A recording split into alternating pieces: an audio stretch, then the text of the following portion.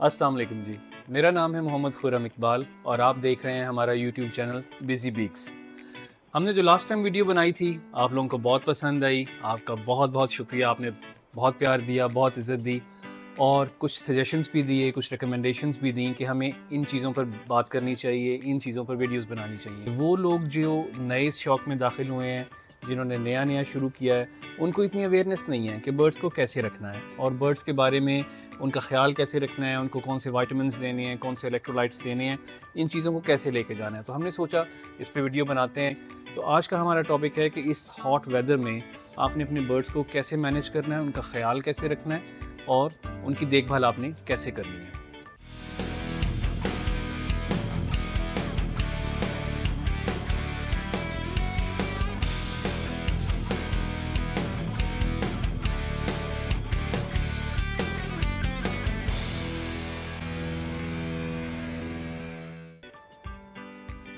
सबसे पहले तो हमने ये देखना चाहिए कि हमने जो अपनी एवरी बनाई है जिसमें हमने बर्ड्स रखे हुए हैं वो रोशन हो, वो हवादार हो और उसमें एटलीस्ट एग्जॉस्ट फैन ज़रूर हो।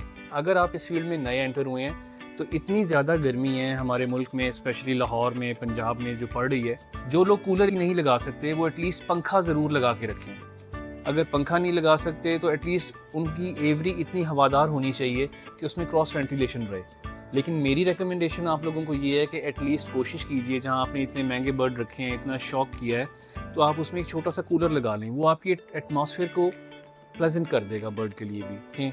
एसी मैं रिकमेंड नहीं करता, एसी बर्ड्स के लिए अच्छा नहीं है, वो यूज़ ना करें। बहुत सारे लोगों ने लगाया हुआ है, हर किसी की अपनी चॉइस है, अपने मुताबिक लोग अपनी बर्ड कीपिंग करते हैं। मेरी रिकमेंडेशन है, मैंने इतने सालों में कभी अपने शेड में एसी यूज़ नहीं किया।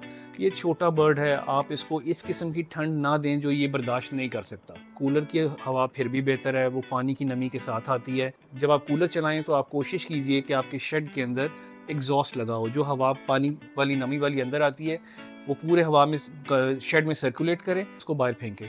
और एक जो है जाली वाला दरवाज़ा वो ज़रूर रखें अपने शेड में, हवा सर्कुलेट होती रहे, आपके बर्ड इंशाल्लाह हेल्दी रहेंगे।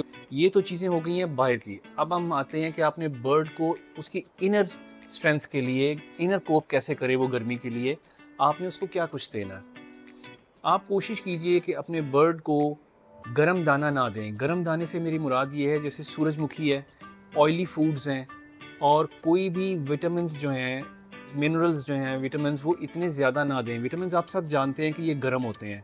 विटामिन्स हम ब्रीडिंग सीज़न में ज़रा ज़्यादा यूज़ करते हैं। अगर आपने कोई विटामिन्स देने भी हैं तो आप विटामिन्स जो हैं वो आप अपने बहुत कम क्वांटिटी में हफ्ते में एक दफ़ा या 10 दिन में एक दफ़ा यूज़ करें, क्योंकि जब बर्ड ब्रीड से उतर जाता है तो उसको विटामिन्स की उस तरह से ज़रूरत नहीं होती है। आप कोशिश करें कि आप उसको जो सीड्स दे रहे हैं, जो सब्जियां दे रहे हैं, आप वो अपने नेचुरल विटामिन्स उनमें से लें। ज़्यादा विटामिन्स का इस्तेमाल ना करें। बहुत सारे लोगों के बर्ड्स मुझे सुनने में आता है, मुझसे पूछते भी हैं कि यार अच्छा भला था मर गया। हम लोग समटाइम्स ये करते हैं कि बर्ड को खुराक ठीक नहीं देते। खुराक से मेरी मुराद है सप्लीमेंट्स ठीक नहीं देते, ओवरडोज कर देते हैं, मौसम को नहीं देखते, बर्ड के इन्वायरमेंट को नहीं देखते और हम लोग ओवरडोज होने की वजह से बर्ड की डेथ हो जाती है या बर्ड एक्सपायर हो जाता है। मेरी आपसे रिक्वेस्ट है, अपने बर्ड को वो विटामिन्स या वो सप्लीमेंट्स जो आप ब्रीडिंग सीज़न के दौरान देते हैं, हर सीज़न के मुताबिक उन चीज़ों की जो मेजरमेंट्स हैं वो कम ज़्यादा करें, उनकी क्वांटिटी कम ज़्यादा करें। ब्रीडिंग सीज़न में और तरह से सप्लीमेंट्स चाहिए होते हैं, नॉन ब्रीडिंग सीज़न में स्पेशली इस गर्मी के मौसम में और तरह से चाहिए होती हैं। दोनों चीज़ों को सेम मत रखें, क्वांटिटी उनकी कम करें। और जो आप ग्रीन्स देते हैं, ग्रीन में उनको ठंडी सब्जियां दें, जैसे घिया है, खीरा है, धनिया है। मेथी पालक का इस्तेमाल कम से कम करें। ऑयली चीज़ें ना यूज़ करवाएं अपने बर्ड्स को इन मौसम में। उनको थोड़ा सा ऐसी चीज़ें दें जिनमें न्यूट्रिशन ज़्यादा है और वो गर्म नहीं है। ये चीज़ें यूज़ करवाएं, आपके बर्ड हेल्दी भी रहेंगे और आपको प्रॉब्लम भी नहीं होगी। गर्मी से बचाने के लिए जो आम तौर पे हमारे यहाँ लोग बहुत ज़्यादा यूज़ करते हैं, इलेक्ट्रोलाइट्स का इस्तेमाल करते हैं। इलेक्ट्रोलाइट्स बेसिकली क्या है, आपकी जिस्म में जो सॉल्ट्स की कमी हो जाती है, जो नमकियात की कमी हो जाती है इस गर्मी के मौसम की वजह से, वो उनको पूरा करते हैं, उनकी जो बैलेंस है उसको रखते हैं। आप अपने बर्ड्स को इलेक्ट्रोलाइट्स दे सकते हैं पानी में। मार्केट में बहुत सारी अवेलेबल हैं, कंपनीज़ के ब्रांड्स अवेलेबल हैं, लोकल भी हैं, आपके इंटरनेशनल ब्रांड्स भी हैं। अगर आप वो नहीं यूज़ कर सकते, आप समझते हैं आपके लिए उसकी प्राइस ज़्यादा है, तो आप लोकल भी यूज़ कर सकते हैं। एक बड़ा देसी सा आम सा नुस्खा है जो मैं भी यूज़ करता रहा हूँ, अब भी करता हूँ, मेरे बहुत सारे दोस्त यूज़ भी करते हैं, ORS आता है। आपने सबने घरों में यूज़ किया होगा, सबने देखा होगा, पीडियाट्रॉल के नाम से आता है, दूसरी भी कंपनीज़ के नाम से आता है। आप वो ORS जो है सबसे सस्ता तरीन है, आप 5 लीटर पानी में उसकी जो एक सैशे आता है वो बर्ड को डाल के दें। वो बेहतरीन इलेक्ट्रोलाइट है, आपको किसी और चीज़ की ज़रूरत नहीं रहेगी। हफ्ते में एटलीस्ट 3 दिन, एक दिन छोड़ के एक दिन आप देंगे, आपका बर्ड बहुत सही रहेगा। इसके अलावा भी अगर आप समझते हैं कि ORS भी आपको महंगा लग रहा है, तो इसका एक और बड़ा सस्ता नुस्खा है। आप सादे पानी में जो लेमन होता है, लेमन को निचोड़ के दे दें, वो भी बेहतरीन इलेक्ट्रोलाइट बन जाता है। ये एक बेहतरीन सस्ती सी चीज़ें हैं, आप अपने बर्ड्स को यूज़ करवाएं, आपके बर्ड्स हेल्दी रहेंगे। और पानी डेली चेंज करें प्लीज़। गर्मी में पानी में बैक्टीरिया पैदा होता है, अगर आप उसको ज़्यादा देर के लिए छोड़ के रखेंगे, पानी डेली चेंज करें, कोशिश करें बर्ड को फ्रेश वाटर दें, उसमें इलेक्ट्रोलाइट्स डाल के दें। और इलेक्ट्रोलाइट्स जो है कोशिश कीजिए एक दिन छोड़ के एक दिन दें।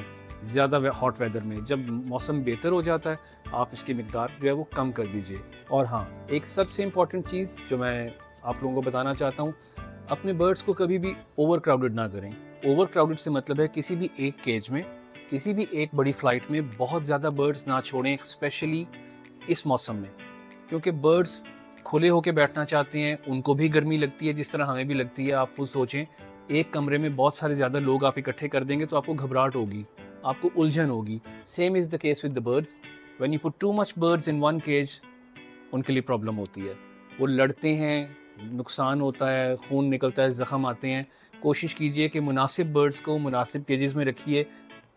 हम जो ब्रीडिंग केज रखते हैं उसमें 3-4 से ज़्यादा बर्ड ना रखें। अगर आपने उसमें रखने हैं, इतना बर्ड रखें केज के अंदर जो कि आराम से एक स्टिक पे खुले होके बैठ सकें। अगर इस तरह आप नहीं करेंगे तो आपके बर्ड्स का नुकसान होगा, आपका भी नुकसान होगा।